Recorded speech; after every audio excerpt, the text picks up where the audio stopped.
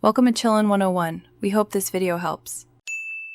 You start by locating the SRT file next to your video or in downloads. This is essential because the player matches names. Once you find it, check encoding. UTF-8 avoids garbled text for accents and symbols. Make a quick backup copy so you can revert if something goes wrong. After that, decide if you will view it in a media player or edit it with a text editor. Both paths start from the same file and name convention. You can open SRT directly in a media player like VLC to verify timing. In VLC, use Subtitle Add Subtitle file and choose the SRT.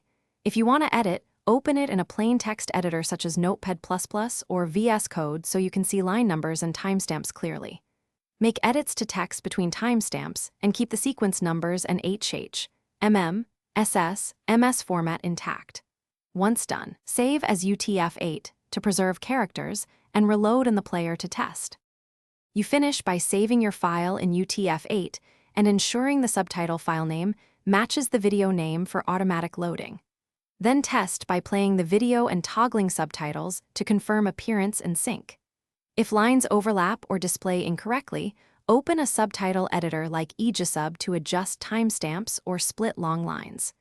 One key troubleshooting tip: when subtitles do not appear, check that the player's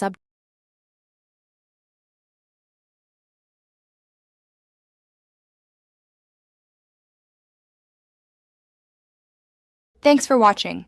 Consider subscribing if we helped you.